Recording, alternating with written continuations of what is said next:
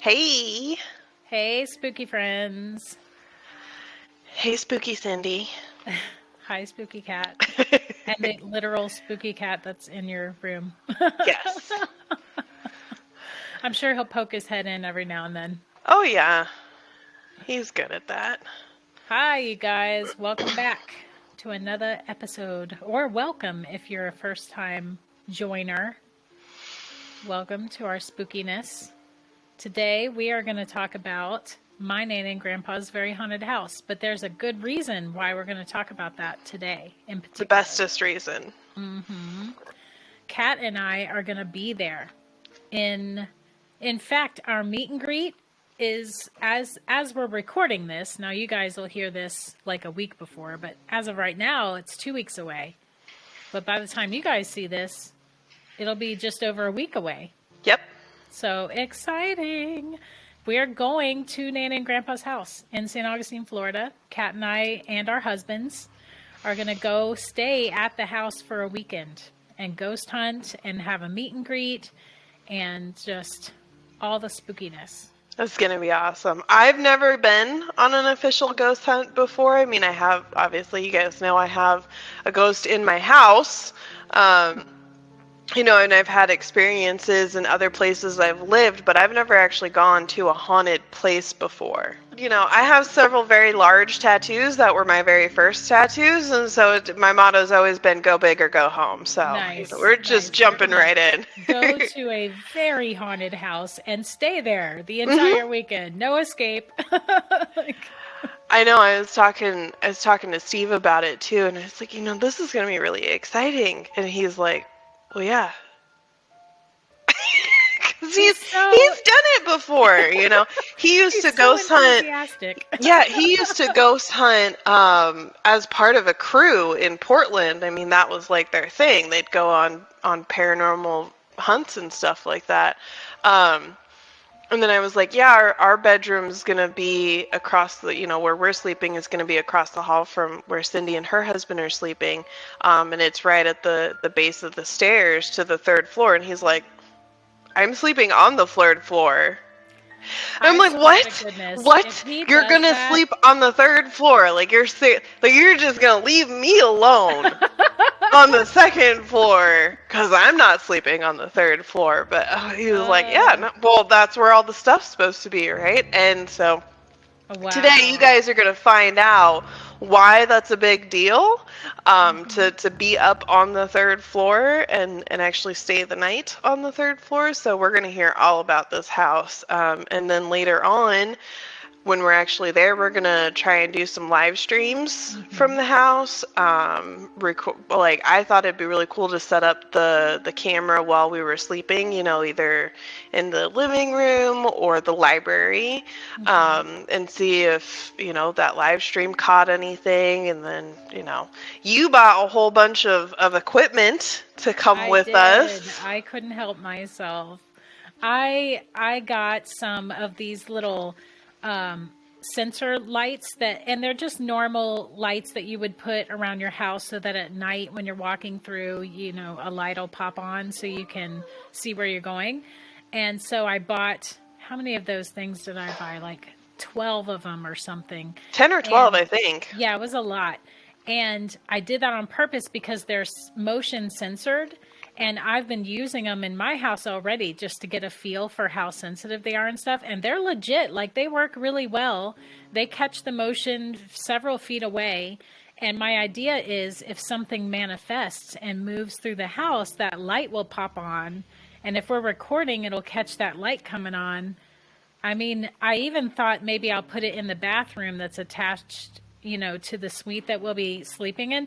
But then I thought, if I'm like sleeping at night and that light pops on, I forget it. I'm not going to get any sleep at all. So I don't know if I'm going to be that brave.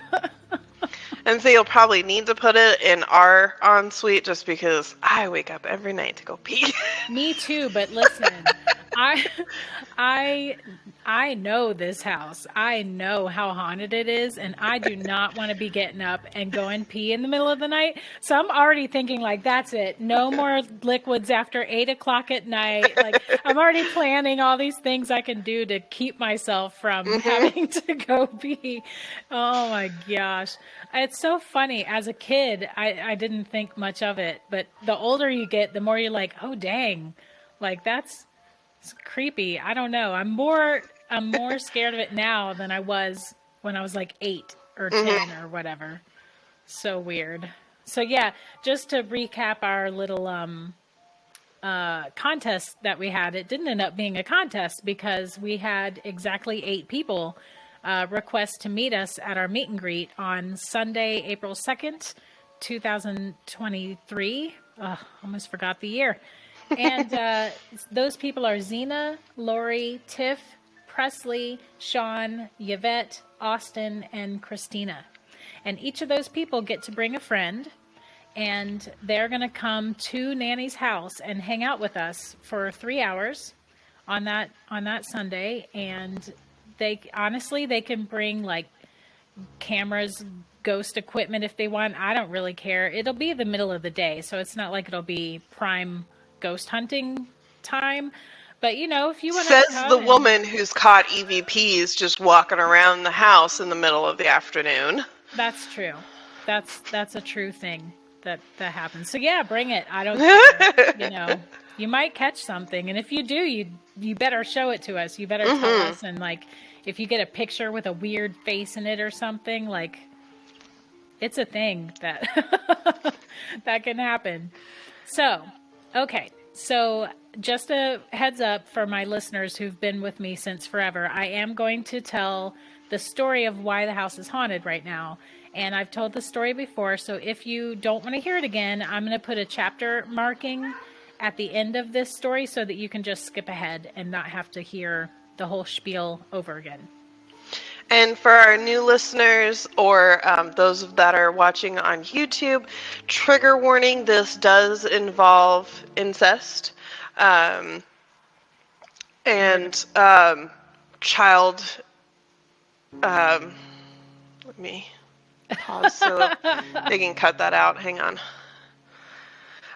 It involves child endangerment, harm to a child. So if that is at all sensitive for you, definitely understandable. But so continue at your own risk, and just be aware that that's what this story involves. Yeah, this story involves a child getting starved to death, a disabled child at that. So it's not a pleasant story. It's spooky and all that stuff, but the fact that it likely really happened can be disturbing. So here it is.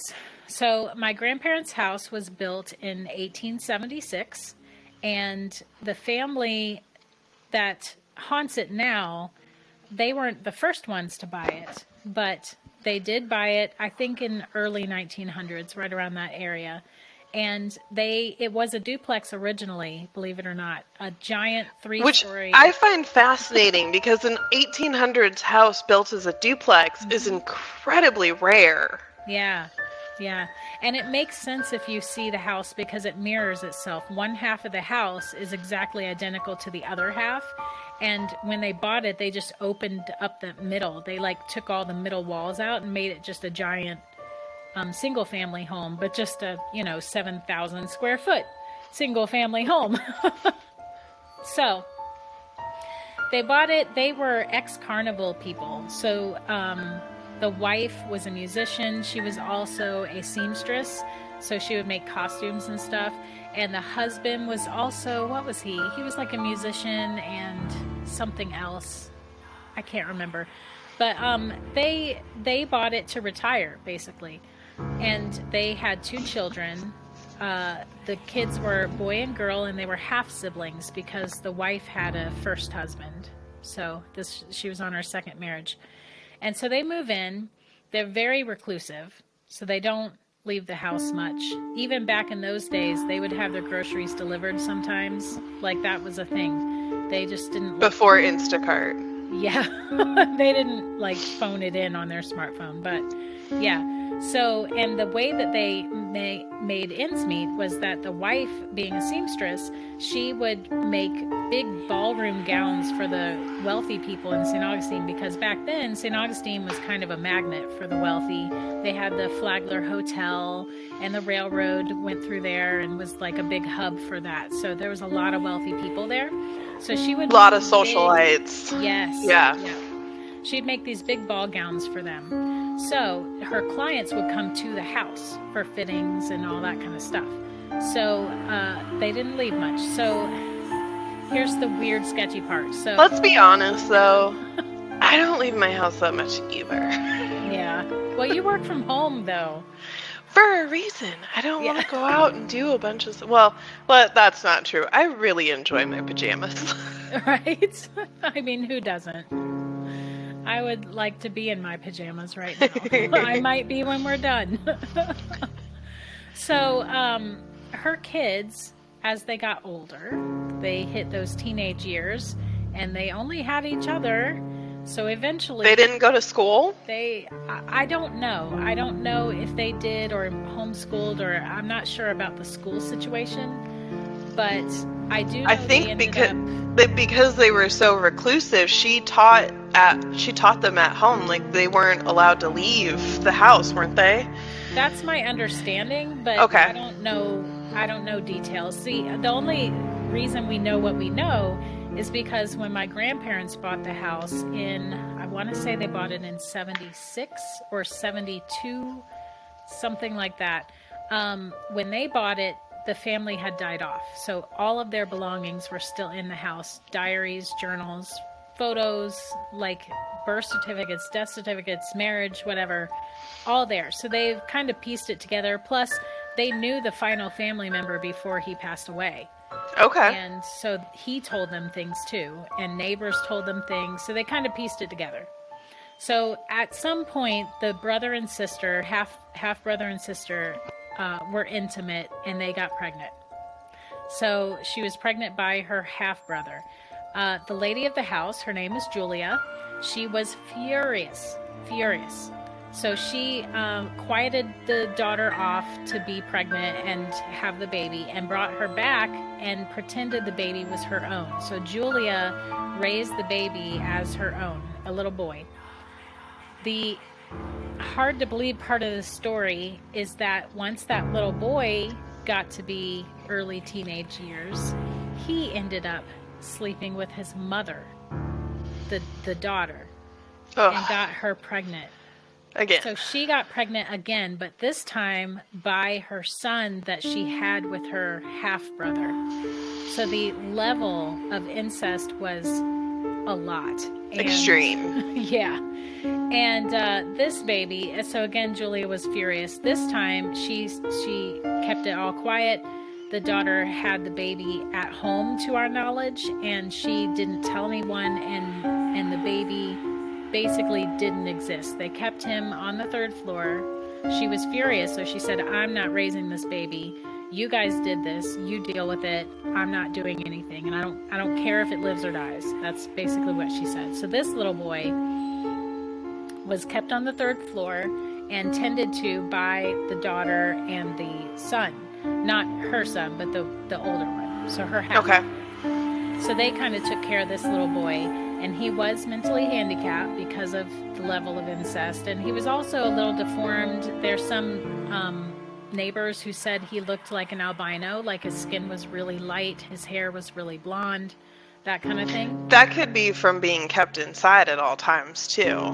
That's true. Lack of pigmentation. But yeah, I would imagine some physical deformities, going on too. From what I understand, if one saw him, they would know that something was amiss. Yeah. So he was kept upstairs on the 3rd floor. That was his domain. He was never brought down, never even named him. They just called him the boy. So he was up there and, doing the best he could with what he had, I suppose. And he would carve pictures into the walls of things he'd see out the window. There was a marina that you used to be able to see from the 3rd floor windows. You can't anymore, of course, because they built buildings in front of it. Big development. Right. So there were like little boats and things carved into the wall that my nanny always assumed he did because that's what he saw out the window. So he was up there doing okay, but he Are they still there? No.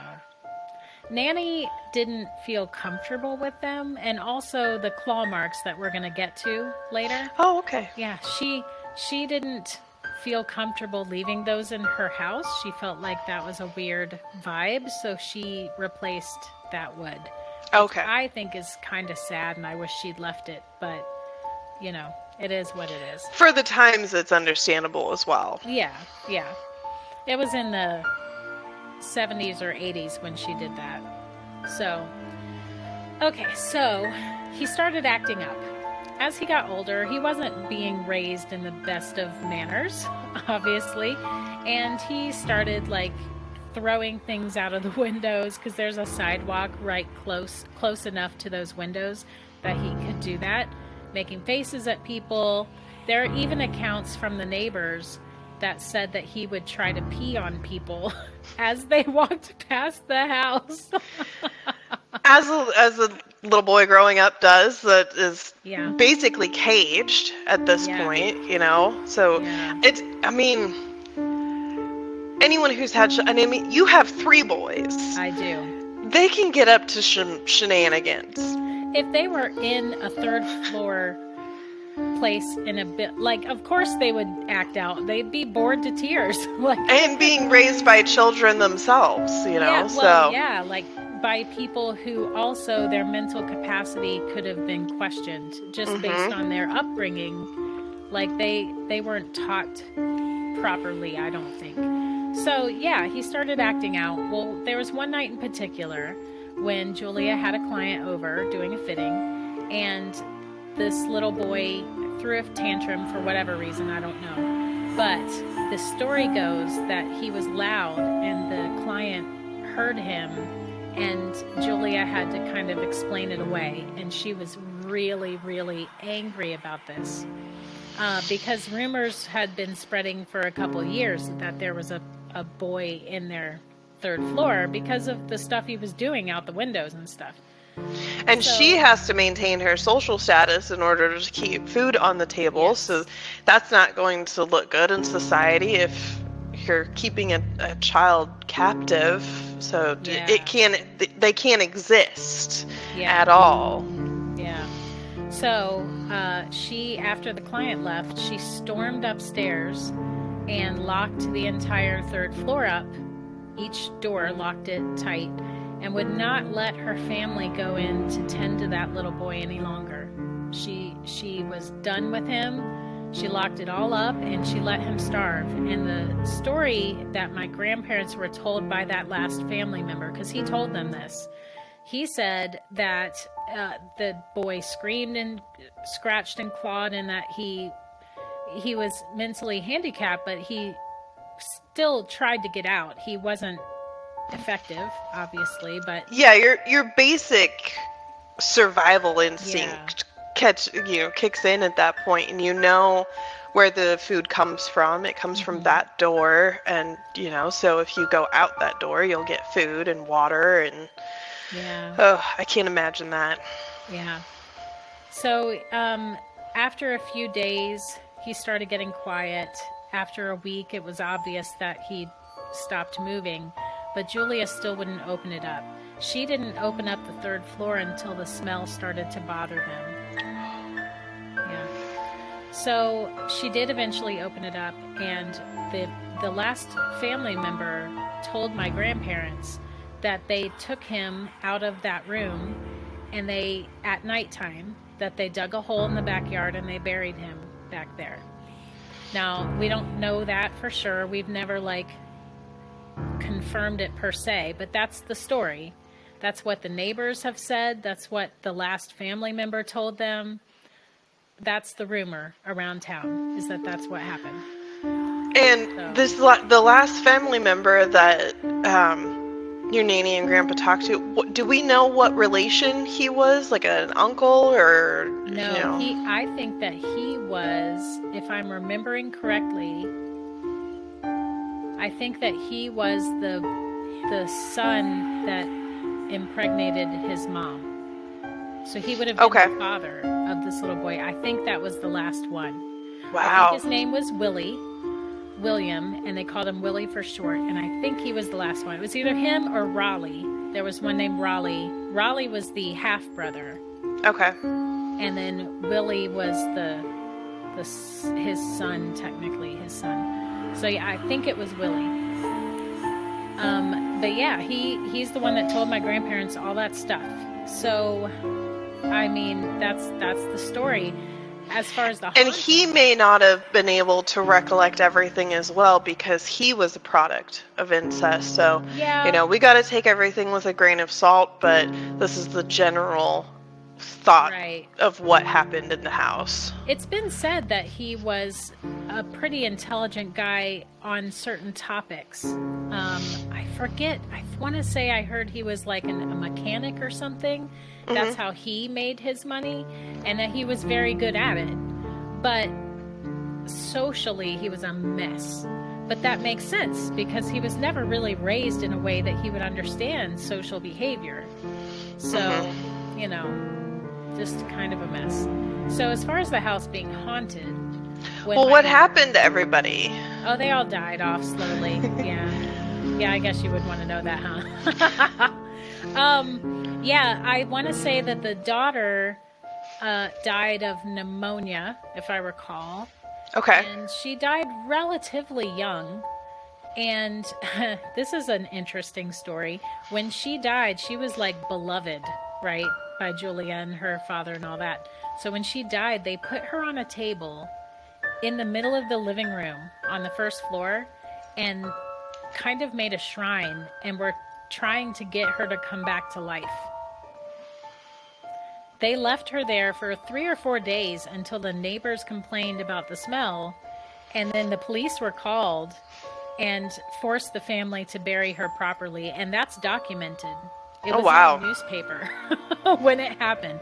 So that one is documented. Crazy! Yeah. But then, I think Julia died in the house of natural causes. I believe most of them did. Okay. So I don't remember. Robert? Julia's second husband's name, I'm pretty sure, was Robert. And then Raleigh was the oldest son. Willie was his son. Brother. The brother's son? Yeah. And then I think the daughter's name was Lily or Lillian or something like that. Okay. Yeah. So that's the family. And they were crazy town banana pants. But I remember you telling me too that they were a little bit extra crazy while living there too. From being carnival people, because it takes a special people to be carnival people. Back in those days. Right. And then as they, were so reclusive and everything, because everything was left in the house. So didn't Nanny and Grandpa find like some weird costumes and like art in loose quotes? They were interesting. So they were hoarders, mildly. I say mildly because it wasn't like it was stacked to the ceiling or anything, but there were kind of paths, sort of, and it was very dirty, and they kept cash hidden everywhere. So, not a lot, though. It was not enough that my grandparents were like, yay, we hit the lottery. But it was like a couple bucks here, a couple bucks there, Found another pile. Yeah, they would put them inside beer bottles. They were bad drinkers. They drank a lot. And they would stuff bills inside beer bottles and just toss them, in the house on the floor or whatever. Who cares? How are you going to get it back out? I don't know. The thought process behind some stuff. Yeah, and trash. They were not good about cleaning up after themselves, so it was very dirty. And, and they were carnival people, so they had interesting clothing, and she sewed a lot of their clothes, understandably so. And my nanny still had a few of her outfits, actually. and I wore one of them for Halloween. Oh my God. When I was a teenager, I wore it to school and everything. Next level of crazy, Cindy. Good grief. Listen, it fit me really good and it was really pretty. So it was like this Victorian dress. It wasn't like a gown or it was. You're gonna have that voodoo on you though? Like, that's some energy. Right? I loved it. I went to school and was like, look what I'm wearing. It's from She my wonders why she's haunted. That's a valid point. So, yeah, that's a thing I did. So, yeah, they had a lot of weird stuff in that house, that's for sure. And then my grandparents for a while had an antique shop. And so when they closed the shop down, they kept the antiques they had left. So their house was just like a giant antique store, really. Between what they had and what the family left, like, forget it. That house is meant to be haunted. That's really common, too, because, I mean, we live in a very old house that was built in 1904, and so we try and find a lot of period-correct pieces to fill the house with that are sturdy enough not to get damaged by, a cat jumping on them or something like that, but, that still need to be treated with respect and care because they are fragile and 100+ years old. And if you guys listen to our previous episodes, sometimes those pieces can come with their own energy attached to them. That's the thing. So, yeah, the house, I would say the things that you can expect to experience in that house would be doors opening and closing. That's a pretty common one. Voices that you can hear with your own ears in addition to EVPs. So like sometimes if you're just like once we were in the living room talking and I just randomly heard a woman as if she was calling down from the top of the stairs at the second floor landing, as if she was calling down to us. And I didn't catch what she was saying because I wasn't expecting it. But I can still hear the voice and the rhythm of it. It was like da da da da, like she was asking a question. And it was clearly a woman's voice that I didn't know. And we were the only people in the house at the time, and there was nothing on, like no TVs or whatever. So that kind of stuff happens every now and then. EVPs are super common. So if you're one of the people that's going to be at our meet and greet, I would say bring an audio recorder. Although there will be a bunch of us in the house, so it might be difficult because there'll be other voices and all that. But, maybe put it on the third floor and then come down to the first floor and hang out with us and see what you catch. I mean, yeah, I've done that before. So that's common. Cold spots.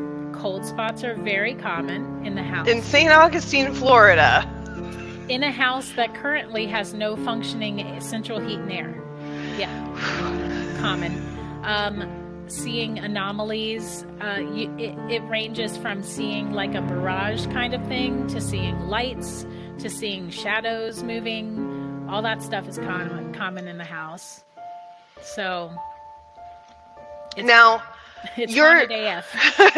I want to, from your perspective, but just because you've had so much experience in the house over the years, do you think that these entities, energies, whatever we want to call them, is that the people that lived in the house, the carnival people? Is it traveling energies? Does someone get stuck there? Like, who are they and where did they come from? What do you think? Personally, oh gosh, I have several thoughts on that. So I'm sure it's the family. First of all, I'm sure that some of it is the family that's there. I don't even know for sure if it's the boy himself who passed away, who was murdered. I'm not even sure if it's him so much as just the family members, because the voices I've caught don't usually sound like a little boy. And from what I understand, he really didn't talk that much anyway, so I don't know. But the voices I catch are either a female voice or a really gruff male voice. I've caught that. So I don't know what that light was behind you. Did you see that? I did. That was weird. You are in a haunted house, so. Right? I do have a window, like, right over on this side that does face the street, so it might have been a car windshield catching, but that was, because it was very square, but that was weird. Yeah, that was interesting. So anyway, ghosts. We're gonna have to review that. For those of you listening on the podcast, go to the YouTube channel and check that out. Let us know what you think. Yeah, that was interesting. I think your little old lady was like, "Hey guys." Right. Enid's like, "What are you talking about? You talking about me?" Yeah. So I think it's the family, but honestly, I think that my own grandparents might be there too still. I know that after Grandpa died, he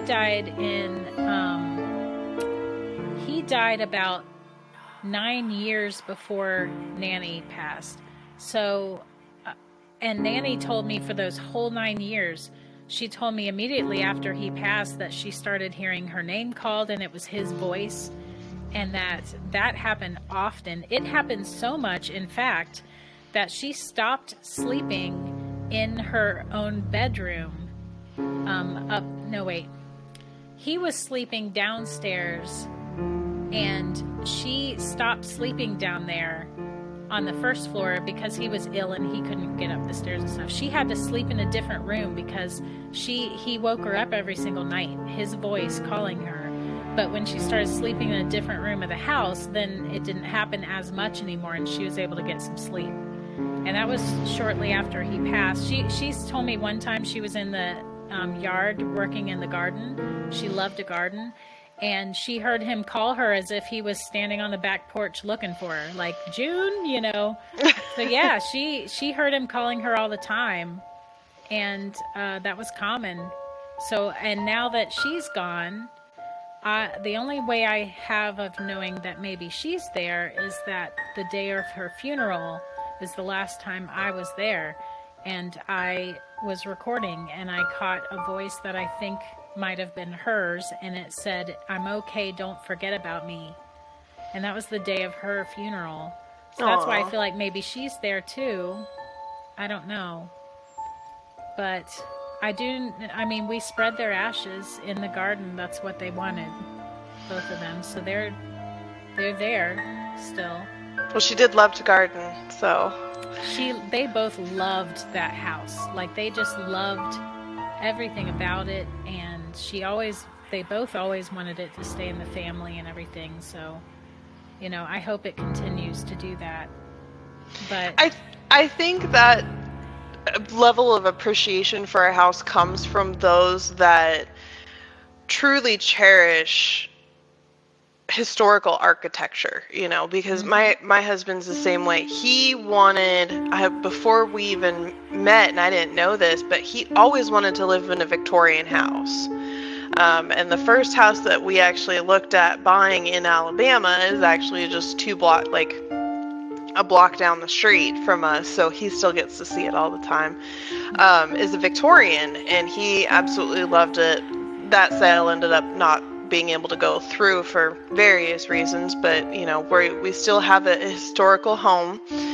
It's a Greek revival, and the love and appreciation for something this old and having withstood the test of time and wanting to see that history continue, it takes a very special person to recognize that and be able to continue that. So major props to Nanny and Grandpa for taking care of that house and loving it so much, and hopefully we can continue to do that. Yeah, when they bought the house, it was condemned actually by the city because the family that had just died off, you know, the Goofy family, they did not care for it at all, and it fell into disrepair so badly that the city condemned it. And the only way that they would let my grandparents purchase it is if my grandparents promised to refurbish it. They were not allowed to just buy it and let it rot away. It would be an eyesore or whatever. So my grandparents did. They fixed it up, and my first memories of the house is like, you know, crews everywhere, like working on things, and like we would run through the house and and sometimes it wasn't super safe, and we probably shouldn't have been doing that, but there was like holes in the floor on the third floor and stuff, and I watch where you're walking. Don't fall in a hole. I never did, so I guess that's good, but yeah, it was pretty creepy. In fact, my grandpa used to tell me that when they first got it, they were trying to fix it, and the third floor, he would want the doors propped open. No, he would want them shut. That's right, because the house is drafty and all that. So he would shut the doors, and the third floor, like the rooms have two different doors that go into the same room, like on different parts of the hallway. So he would prop the door shut with a brick and then go out the other door. And in the morning when he would come back up, that door would be open and that brick would be pushed all, like somebody pushed the door open, pushed the brick all the way to the wall, like door open. And I'm like, well, yeah, if that kid he doesn't to death want the door to be closed anymore. Yeah, he's like, no, don't close that door. So we're gonna bring a brick and close the door and see what happens. Right? We should definitely do that. Yeah, we should do all the things. In fact, all the things. This is really cheesy, but my grandparents loved music, loved it, and instilled that love of music in me. And so my grandpa used to I played the flute all throughout school, and he always loved for me to bring my flute over and play it for him. So I fully intend to bring my flute and see if we can trigger some activity. And then also I know some songs that were my grandparents' favorites, and I'll sing those and see if, just whatever we can do to like... We're going to have to make a list of all the things we want to do and make sure that we don't forget anything. Which is, it's funny that you say that. I'm going to tell Steve now because, fun fact, he plays the clarinet. Nice. Yeah. He did it, again, all throughout high school, like you do. And he's just now getting back into it just for, fun and learn a musical instrument. Tell him to bring it. I'm learning to play the violin. I just bought one, and so it makes noise. Not well, but it does it. I will not bring that because we'll probably summon a demon with that. But kind of yeah, I'll have Steve bring the clarinet and see what happens. Yeah, my grandpa was notorious for every time we'd come over, he had a new instrument. Didn't know how to play any of them, but he would go to garage sales and stuff, and he'd be like, look at this perfectly fine trumpet. And we're like, nobody knows how to play the trumpet, Grandpa. One time he came home with a banjo. We're like, okay. Accordion. That's excellent. He did play the accordion. My grandpa did, and actually gave me one. It was like a smaller one because I was a kid at the time. And I might remember how to play like a chord or two on it. I don't know, but Steve always wanted to learn to play the accordion. So, really? Yeah. Grandpa was pretty darn good at it, actually. He's an odd duck. My husband is just full of surprises. My nanny played the piano and the organ. She had an organ in the living room. I don't know. Wow. If I have it, but yeah, it was. That's impressive. One, yeah. Organ regardless in a home setting, because you normally find those in churches. To have one in the house, that's impressive. So major props to Nanny. I want to learn to play the piano at some point just because I think it's so pretty, and I've always wanted to learn to play the piano. We just haven't gotten one yet, but there is a spot picked out for it in the dining room. Yeah, nice. Yeah, she played those and she sang. And Grandpa sang. Grandpa was like a bass. He would sometimes joke about it and walk through the house and be like boom boom boom boom, anyway. Well, I am super excited to go and investigate and see the house. Just so that you guys know, we're going to remind y'all as well, the house is in need of repairs, so you'll see some stuff that, probably needs fixing. And we have a way that we can help fix that, don't we, Cindy? We do. So my uncle owns the house currently, and he is struggling. So he owns his own house, and then which he has his workplace out of and all that. And then he also inherited my nanny and grandpa's house. So he's struggling. He's able to afford to keep the house, but he doesn't have any spare to fix it. And the house has fallen into disrepair almost as badly as when my grandparents bought it in the first place. So the foundation of the house is rotted and needs to be repaired. And for a 3-story, that's a lot of weight, mansion-looking house, it's very expensive. So the estimate he got just to repair the rotted foundation was $142,000 just to fix that. So then if you look at the GoFundMe that he started for it, which I'll put the link in the description. If you look at that, there are pictures of the side of the house where the side of the house is literally rotting off. Like there are gaping holes in the siding, and you can see clear through to the help me out. The dining insulation. Room? Oh, okay. I was like, how far is this hole going through? But it's bad. He has to tarp it every now and then, and and in Florida, every time it rains, it goes right in, and it just causes more trouble. The easement, I think it's called, of where the roof is, where the roof meets the house, those are gaping open, like a foot or two open holes where birds occasionally fly in, and it's just a mess. The house is in pretty rough shape. So to the point that when we go there, I'm going to bring air purifiers and put them in our rooms because the air quality is not great. It's not great. So yeah, the house needs a lot of help. So I mean, this is really goofy, but my birthday is on March 23rd. If you guys want to give me a birthday gift, a really great one would be to go to that GoFundMe and support it in some way. Like share the link, donate a couple bucks, like whatever you can do to help us get that house situated, because it's really getting to the point where I'm actually worried that the city might condemn it again.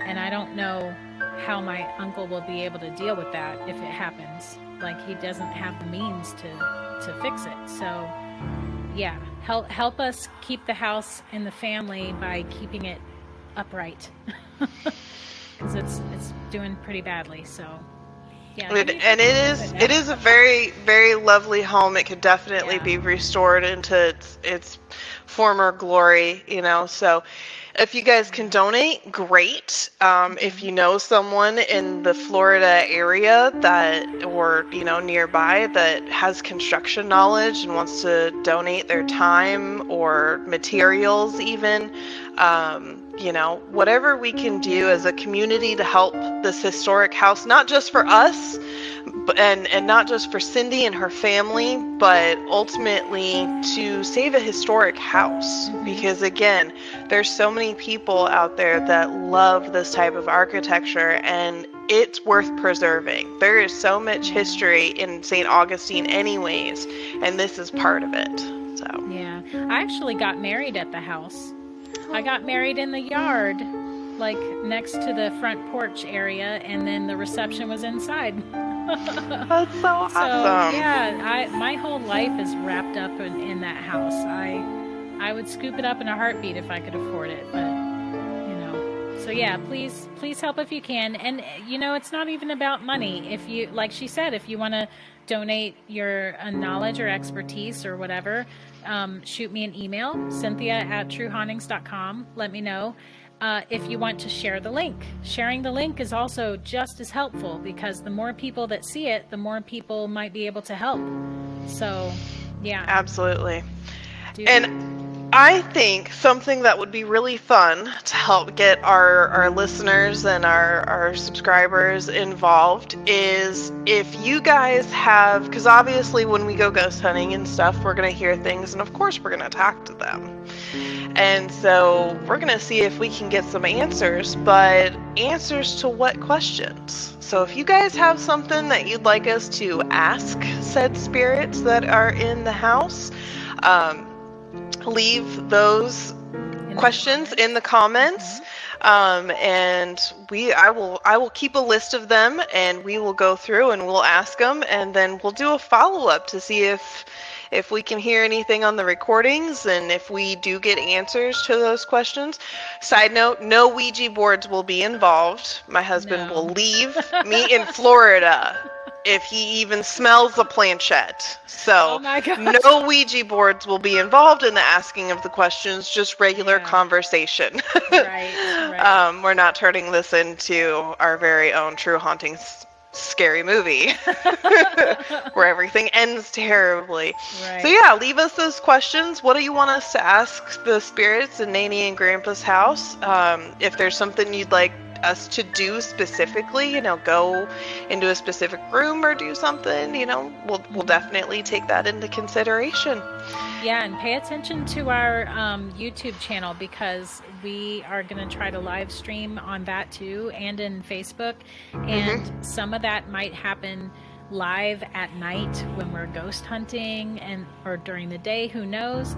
So stay on that stuff. We'll try to give little heads up when we're going to do it, maybe in the Facebook group or something. But yeah, just keep an eye on us that whole weekend before Easter.